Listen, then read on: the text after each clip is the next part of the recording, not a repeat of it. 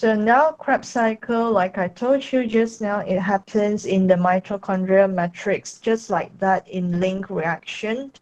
And this is the second major stage of aerobic respiration. Yang Miss bagi tahu kalaulah dalam buku rujukan ke atau apa-apa journal yang bagi tahu hanya 3 stages of aerobic respiration, maksudnya dia dah gabung link reaction dengan Krebs cycle. But in your syllabus, we have 4 stages: glycolysis, link reaction, and now the third stage, Krebs cycle. Krebs cycle, it only happens in the presence of oxygen. It involves 8 steps, and it occurs in the mitochondrial matrix. Krebs cycle ada nama lain juga, tricarboxylic acid cycle, or we call it the TCA cycle, or citric acid cycle. Krebs, K ini mesti huruf besar. Okay, and this cycle will generate 1 ATP per turn. Macam mana kita nak decide berapa turn? Depends on the number of acetyl-CoA. Satu acetyl-CoA, satu cycle, satu ATP produced. But now, when we learn 1 glucose, after glycolysis, ada berapa pyruvate? 2. 2. And from this 2 pyruvate, after link reaction, ada berapa acetyl-CoA?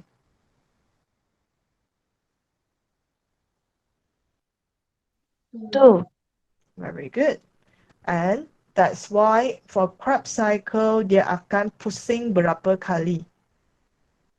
2. 2. And how many ATP will be produced then? Kalau Krebs cycle turns twice. 2. 2. So it means that from 1 glucose, after Krebs cycle, dia akan produce 2 ATP. That's what you need to know. The number, again, is very important. 1 acetyl-CoA, 1 turn, 1 ATP produced. But 1 glucose gives us 2 acetyl-CoA. 2 turns of the Krebs cycle will give you 2 ATP. And now let's learn the 8 steps in Krebs cycle. Again, I found this mnemonic very useful, so I share it with you. This is what we call the mnemonic. It's a technique for you to remember the information. And this one, I found it extremely useful to remember Krebs cycle, and I hope you can make use of it too. And this is what we already learned. 1 glucose after glycolysis gives us 2 pyruvate. 2 pyruvate after link reaction gives us 2 acetyl-CoA. That's why Krebs cycle ini akan pusing 2 kali. And thus produces 2 ATP. Let's look at the 8 steps in Krebs cycle. Macam mana kaitkan 8 steps itu dengan mnemonic ini? Right, first, O. Can I keep some succinate? Terus ingat sudah succinate. Oh, can I keep some succinate for, as in for the name like for myself, Malik. You take the sound. Oh, can I keep some succinate for, so F-U, myself, M-A. That's how you arrange the word first. And then baru you complete it. Oxaloacetate.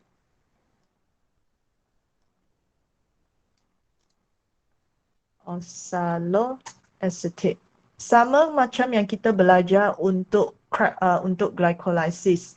Ini pun sama, bagi semua compound name dulu. Kalau you dah tahu semua compound name, it will be very, very easy for you to remember the process. And dekat sini you pun dah ingat salah satu succinate. Ini memang dah ingat. So the rest is very easy too. I will let you know, like teach you how to remember this. So oxaloacetate, citrate, isocitrate, alpha ketoglutarate, all this. All right. And now, first dari glycolysis, I dapat pyruvate, 3 carbon, and then after link reaction, I dapat acetyl CoA, how many carbon? 2. Very good, 2 carbon. You have to remember this carbon, all right? You have to remember it. Oxaloacetate is 4 carbon. Right. Oxaloacetate is 4 carbon. So 4 carbon tambah 2 carbon citrate jadi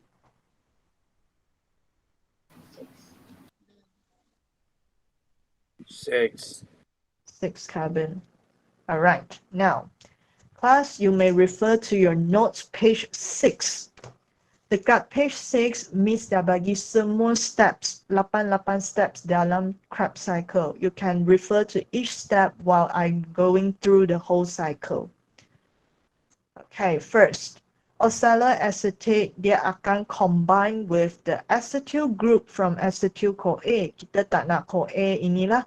So, oxaloacetate combine dengan acetyl group and then they form the 6 carbon citrate. Pernah dia suruh you explain step ini. Sebab tu dalam nota Miss dah bagi explanation dia. Acetyl group combine with oxaloacetate. Ini dah 1 mark. Form citrate, 6 carbon, 2 marks. That's how we do it. Explain it. After that, rujuk gambar yang Miss ini, citrate jadi isocitrate. What will be the process here? Isomerization. So, ingat nama je. Nama compound tu you dah terus boleh ingat. Oh, isocitrate. So, inilah isomerization. And macam mana dia buat isomerization dekat step ini? Dengan guna air. Dia tambah satu air and then dia remove 1 water molecule. And that's how they rearrange the atoms and become the isomer, which is isocitrate. And this is still 6 carbon. Sebab isomerization je, dia tak buang apa, dia tak tambah apa, so masih 6 carbon. Make sense? So far, Yes, so good? miss. Okay. Okay. So, when you refer to your note step 2, you boleh nampak reaction Miss letak star sebab kena ingat isomerization. And the enzyme isomerases. Senang je.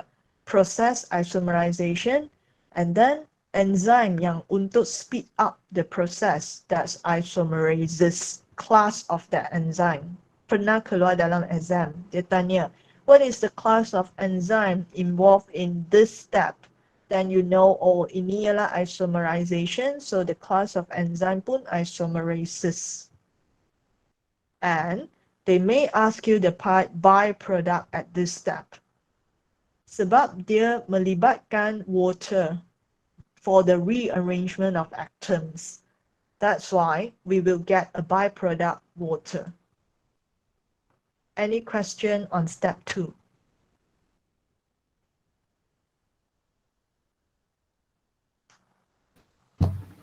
No, miss. So come back to this. Isocitrate to alpha ketoglutarate to succinyl-CoA. Dua-dua steps ini pun sama dengan yang link reaction. So during link reaction, pyruvate jadi acetyl-CoA. Kita cakap reaction name ini apa? What is the process or the reaction name? Oxidative decarboxylation. Good job. Oxidative decarboxylation. Right, same goes to step 3 and 4 in Krebs cycle. Ini step 1, step 2, and now step 3 and step 4 of Krebs cycle, they involve exactly the same process. Isocitrate jadi alpha ketoglutarate, dia pun sama, ialah oxidative decarboxylation. Right, tadi Miss dah emphasize, oxidative decarboxylation, dia melibatkan oxidation. What is the oxidizing agent here?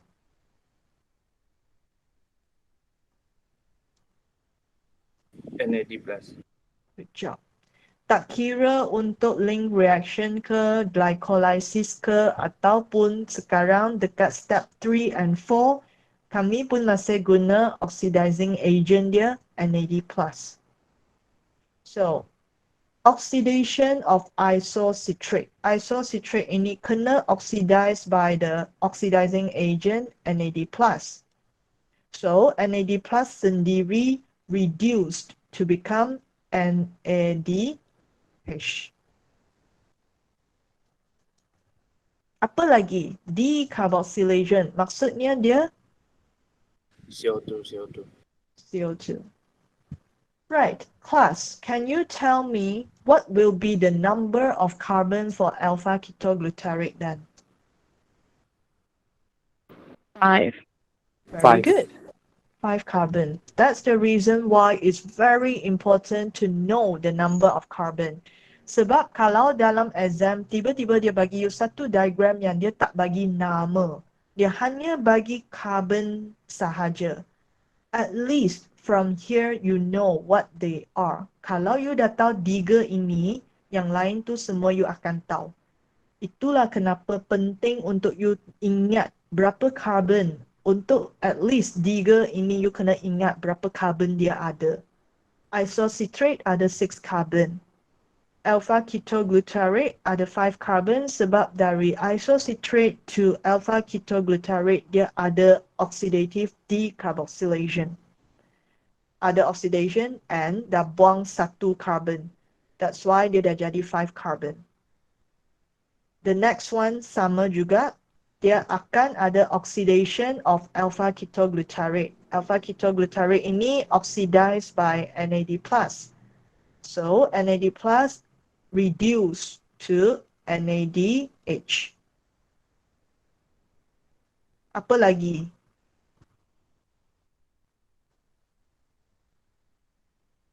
Oxidation sahaja ke? CO2 lagi. CO2. Very good. Dia buang CO2 juga. Alright. Now, dah buang CO2. So, how many carbon left in succinyl CoA? 4. 4. 4 carbon sahaja. So, you boleh nampak dari isocitrate 6 carbon, alpha ketoglutarate 5 until succinyl CoA hanya tinggal 4 carbon sahaja. So, it's very, very important to know the number of carbon. Of course, kita namakan dia CoA sebab kita juga tambah coenzyme A. Sama lah macam link reaction. Kita pun ada tambah coenzyme A, so dia jadi acetyl CoA. Sini pun sama, succinyl CoA sebab kita ada tambah coenzyme A. If you can understand link reaction, these 2 steps in Krebs cycle is that easy. Tu je. Steps 3 and 4, they are both oxidative decarboxylation. Is this clear? Yes, miss. Yep. Okay. Now, kalau rujuk nota pun, Miss dah put the star, oxidative decarboxylation. So the byproducts here will be NADH, carbon dioxide. These are the byproducts. And they may ask you, what is the role of NADH? It's as reducing agent. Sama untuk step 4. This is the same thing. The name of the reaction or the process is oxidative decarboxylation. And we also have the byproducts, carbon dioxide, NADH form. Of course, the main product ialah inilah succinyl CoA. Kalau yang tadi main product ialah alpha ketoglutarate. Dua ini ialah semasa kita nak buat alpha ketoglutarate, kita dapat byproducts carbon dioxide and NADH. This one is the same. When we want to make succinyl-CoA, we get the byproducts carbon dioxide and NADH. So same thing, they may ask you the role of NADH is to act as reducing agent. Until step 4, any question? No, miss. Very good. So now, get back to this one again. Tengok ini. So now, macam mana nak ingat the following step? Sini senang isomerization, sini pun senang, dua-dua pun oxidative decarboxylation. But now, how do I remember the next one? Okay, right. SU, SU. What can you think about yang SU? Substrate level. Very good. Substrate level phosphorylation. Good job. Tu je. Tak perlu pergi ingat, the next step apa proses yang terlibat. Ingat SU, SU, SU. Substrate level phosphorylation. That's the reason why remembering the name of the compound first. That's very important. Now you don't have to purposely remember the process. Dari nama terus kaitkan dengan proses substrate level phosphorylation. Maksudnya dekat step ini dia akan produce what? ATP. Very good. That's what we say. In the Krebs cycle, we will produce ATP. Dekat step berapa? Dekat step 5. That's where substrate level phosphorylation occurs and it produces ATP. Step ini dia not as direct, but it is still substrate level. Just that dia tak terus bagi phosphate group dekat ADP, dia bagi dekat GDP dulu. GDP ambil phosphate group dari succinyl-CoA and then dia jadi GTP. I don't know why they have to do like this. Maybe some reasons behind it that I have never learned. Kalau nanti Miss dah baca, Miss bagi tahulah. But for the time being, this is still substrate level phosphorylation. Kalau dia suruh you explain, then you kena bagi tahu succinyl-CoA transfer the phosphate group to GDP first. Kena mention part ini dulu, bukan terus bagi dekat ADP. Dia bagi dekat GDP untuk form GTP. And then barulah GTP ini gives the phosphate group to ADP untuk form ATP. Tak tahu kenapa dia kena leceh sangat. But that's how they do it. Not directly to ADP. Dia bagi dekat GDP dulu, which is another form of energy. I told you the other day, dalam badan bukan ATP sahaja bentuk energi yang ada. Kita ada benda, the form of energy yang lain. Tapi yang boleh guna untuk sel hanya ATP. So that's where we produce one ATP. One round, one substrate level phosphorylation, one ATP molecule is produced. And that's how I explain it here. ATP is produced by substrate level phosphorylation. How? The phosphate group from the succinyl-CoA will be transferred to the GDP, forming GTP. And then only it forms ATP. Boleh? Boleh, Miss. See, until now, dah step 5 sudah. Krebs cycle is easier compared to glycolysis. And the way to remember the steps is also easier. And now, kita ada belajar hari tu, selain NAD plus sebagai oxidizing agent, ada lagi satu yang kita boleh guna sebagai oxidizing agent ialah? FAD. Very good. All this while, when we learn glycolysis, link reaction, and now Krebs cycle, we have only mentioned NAD+. But we also have FAD, and where do we use it? All Step this 6. time, tak ada, yes, all this time tak mention pun F. Now, suddenly ada F. Kenapa ada F? Sebab dekat sini lah kita guna F. Remember like this. Kenapa tiba-tiba fumarate F? Sebab step inilah yang kita guna FAD sebagai oxidizing agent. If you can remember this, you don't have to purposely remember which step involves FAD. Ingat je, langsung tak ada F, tiba-tiba sini ada F. Sebab I bagi dia F dulu. You guna FAD dulu, barulah dia jadi F fumarate. And FAD will be reduced into FADH2. 2. Very good. Good job. So make use of all this. Semua ini Miss discover sendiri. Macam mana you nak ingat tiba-tiba ada F? So try to be more creative when you memorize things. Try to make it easier for you to remember it. Jangan hafal je. Oh, step 6. Adalah sini guna FAD. Don't do that. You can make it more creative. Ingat, oh, kenapa tiba-tiba ada F? Sebab sinilah yang I guna FAD. So dia jadi ada F dekat produk fumarate. And that's how you can remember specifically step ini je yang ada FAD sebagai oxidizing agent. And it is reduced to FADH2, which is the reducing agent. Can you remember that? Boleh, Miss. Boleh? Okay. Right. And now, fumarate to malate, this step is nothing special. It's just about dia adding water tu je. So tak ada apa-apa, dia nak arrange dia punya atoms tu je. And now, macam mana nak ingat the last step?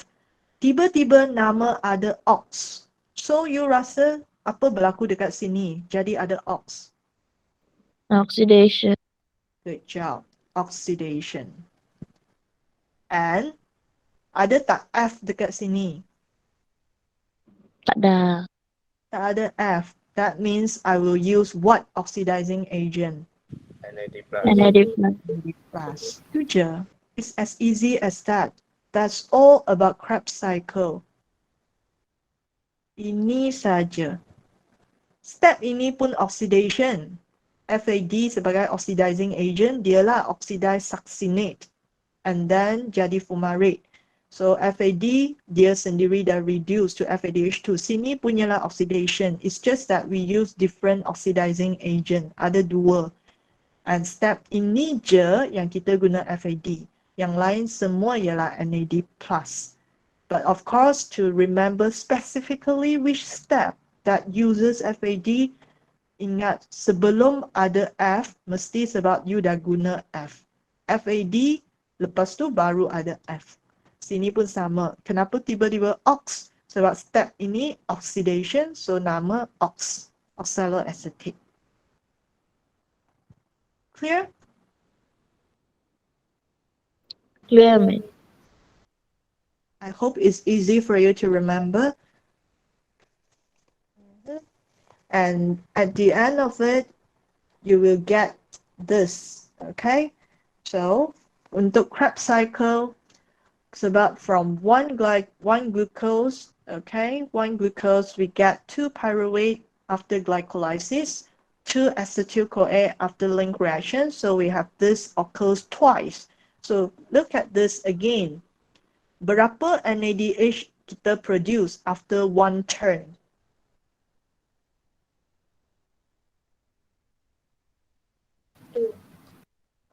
Dua je ke NADH? 3. 3. 1, 2, 3. That means one turn of the Krebs cycle, I will get 3 NADH. So one turn. Dari 1 acetyl CoA, 1 turn of Krebs cycle, I get 3 NADH. How many FAD? One. Sorry, FADH2. Sorry, bukan FAD. FADH2. One. 1. Satu je lah. 1 FADH2. How many carbon dioxide? 2. 2. Sebab 2 kali je decarboxylation. So 2 je lah carbon dioxide. How many ATP? 1. 1. Sebab berlaku sekali je substrate level phosphorylation. So satu je ATP. This is for 1 turn. But 1 glucose will give you how many pyruvate? 2. 2 pyruvate. And I have how many acetyl-CoA? 2. 2. So maksudnya semua ini I kena times 2. So all this I have to times 2. And that's what you get. 2 ATP, 6 NADH. Sebab 3 times 2, 6. 2 FADH2 and 4 carbon dioxide. So 2 times 2, I get 4. This is from 1 glucose molecule. So dekat nota, I think I ada tuliskan from 1 glucose. Dekat jadual ini. So sini kena tulis from 1 glucose molecule. So that you always remind yourself, it's very important to know dari berapa glucose molecule dia dapat ini. For every glucose molecule, which means for 1 glucose molecule splits during glycolysis, I get 2 acetyl-CoA. 2 turns of Krebs cycle. That's why 2 ATP will be produced by substrate level phosphorylation. And I get 6 NADH and 2 FADH2. Sampai sini, dia dah habis breakdown glucose, okay? Until the end of Krebs cycle, all the energy in the glucose are being extracted. But how many ATP we get? 4 saja. Only 4 ATP that we got from substrate level phosphorylation. But more energy, they are stored inside the NADH as well as FADH2 in the form of electrons. Itulah kenapa lepas Krebs cycle kita masih perlukan oxidative phosphorylation. Kenapa kita tak boleh stop je dekat Krebs cycle? Padahal dekat sini dia pun dah totally, completely break down the glucose. Why can't we just stop here? No, because most of the energy they are still stored inside NADH dengan FADH2. Itulah kenapa kita perlu teruskan to the 4th stage. So far, so good. Krebs cycle. Good, Miss. Yes, Miss. Okay, now ini yang Miss bagi, sini condensation, isomerization, and then oxidative decarboxylation untuk dua-dua. Ayah, dia lambat pula. Dua-dua ini substrate level, ingatlah succinyl, succinate, substrate level phosphorylation. And then sini masih oxidation, tapi kita guna oxidizing agent ialah FAD. So always remember ada F sebab tu nama jadi ada F. Ada ox sebab sinilah oxidation. Tapi tak ada F, so we use NAD+. Pernah keluar dalam esei 10 markah. Inilah contoh esei. Again, whenever essay, you have to write in paragraph form. So steps in Krebs cycle that produce high energy molecules. It means they want you to tell in Krebs cycle macam mana dia produce NADH, FADH2 dengan ATP. Ini maksud dia. NADH is produced during oxidative decarboxylation. Bila Isocitrate jadi alpha ketoglutarate. Ini yang step 3. Sini. Isocitrate jadi alpha ketoglutarate. Kita produce NADH. Mana lagi? Step 4. Alpha ketoglutarate jadi succinyl CoA. Ada lagi sekali oxidative decarboxylation. NADH produced. And where else do I get ATP?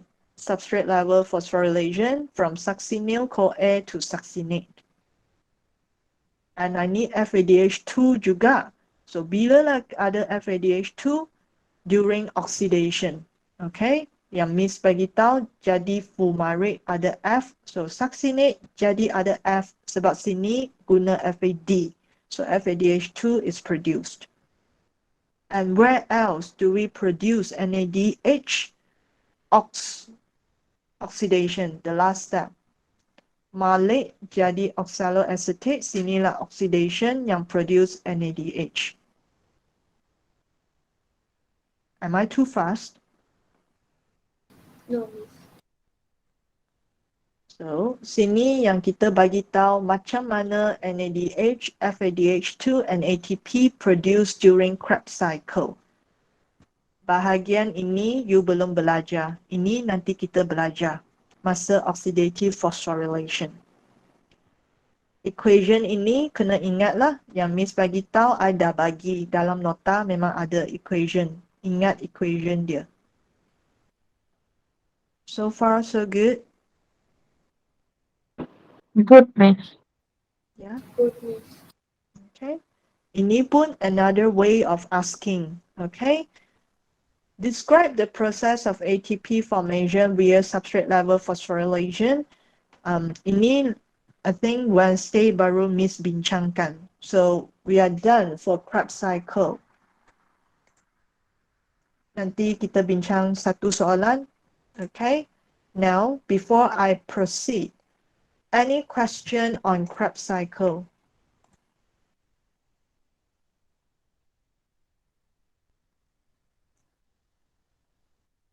Dapat ke untuk ingat kalau guna mnemonic ini?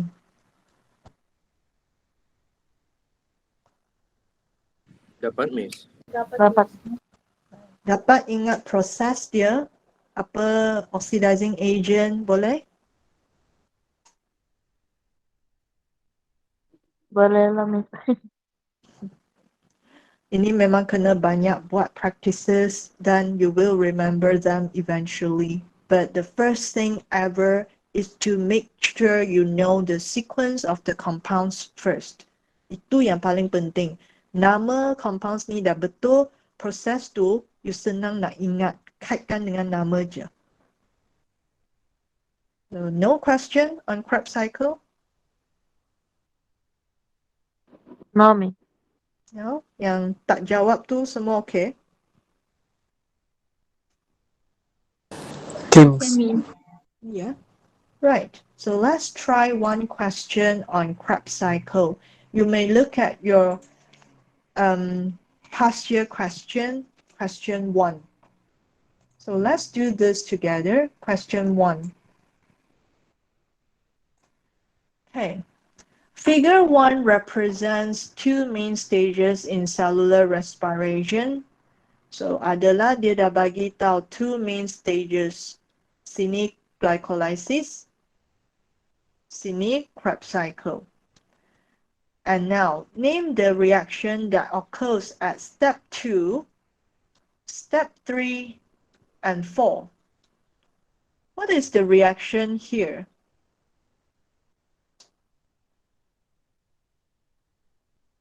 Link reaction. Sini pun link reaction ke? Baca betul-betul. The reaction at step 2, 3, and 4. Ah,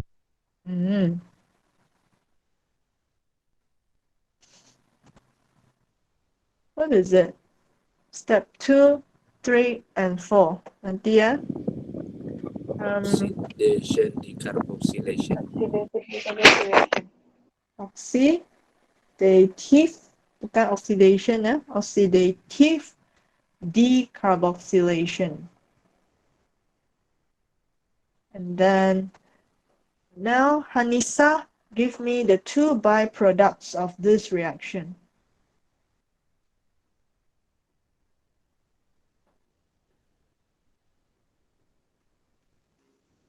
Hanisa?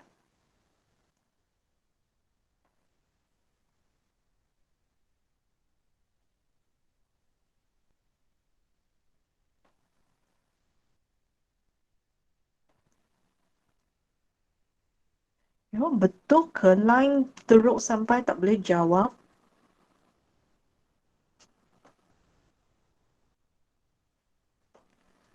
Well, nantilah masa face to face, then you all have to do all the quiz and jawab soalan saya. Right, class, what are the two byproducts here? CO2 and NaDH.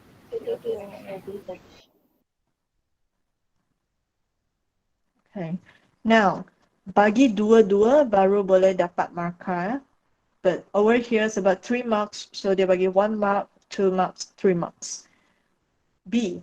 At which step does the substrate level phosphorylation occur? And how many ATP are produced at this step? 2 markah. Kelas tengok dulu, dekat glycolysis, ada tak dia produce ATP?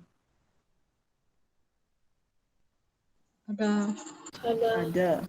So, bolehlah saya cakap step 1. Sebab step 1 refer to all the steps. So, step 1. Kalau you jawab step 1, how many ATP produced? Baca betul-betul. How many ATP? 4. 4. Siapa jawab 2 tu salah. I dah mention many times, kalau dia cakap how many net ATP, baru jawab 2. Tapi sekarang dia tanya how many ATP, it means the total number of ATP. Kalau total number of ATP in this case, that will be 4.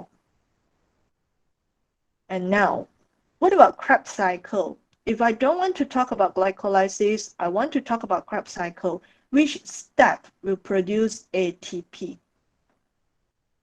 5. Very good. Step 5. So kalau step 5, 1 glucose, step 5 will produce how many ATP? 2. Very good. 2 je. So, boleh pilih mana-mana yang you nak untuk jadi jawapan. Kalau you pilih step 1, ATP ialah 4. 1 mark, 1 mark. Kalau you bukan tulis step 1, you tulis step 5, then ATP will be 2. So, the number of ATP ini memang depends on the step that you mention. And please be careful if they say how many ATP, bagi total. If and only if they mention how many net ATP. Macam yang kita belajar untuk question 6. Tadi masa kita bincang question 6, dia ada tanya how many net ATP. Net ATP. Kalau ada net ATP, then you mention net. Boleh faham? Boleh, Miss. And now back to this one. C. What happens to the hydrogen produced at step 6? Hydrogen tu pergi mana? Step 6 oxidizing agent dia apa? FAD. FAD. Okay, step 6 oxidizing agent, FAD. Right. So, hydrogen from succinate pergi mana?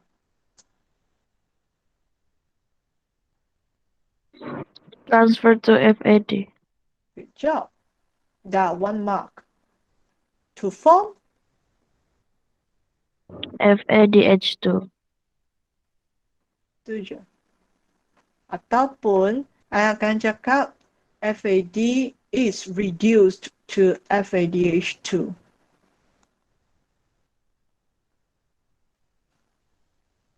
Please write it down in your answer, your past year question too. So hydrogen from succinate is transferred to FAD to form FADH2, or we say FAD is reduced to FADH2. Inilah what happened to the hydrogen. The hydrogen produced at step 6. Dia dari succinate dah bagi dekat FAD, which is the oxidizing agent, and then it forms FADH2. D. What is compound X? Pyruvate after stage 2, step 2 dia dah jadi compound X. What is it, compound X? Acetyl-CoA. Good job. Acetyl-CoA. E. The reduced core enzyme produced in step 1 will enter the electron transport system. What is the reduced core enzyme? Step 1. What is the reduced core enzyme that we have in glycolysis?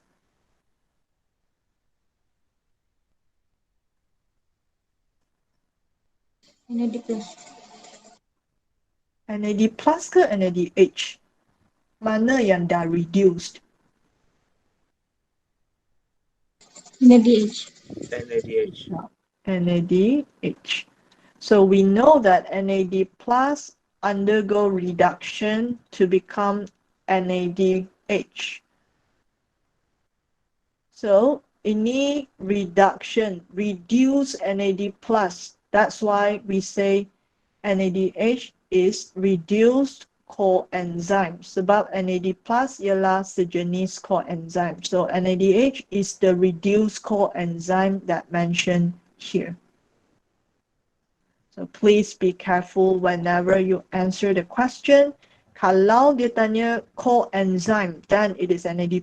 But the reduced form of the coenzyme, lepas dia dah reduce, itu ialah NADH. Any question? F itu belum belajar. So far, any question?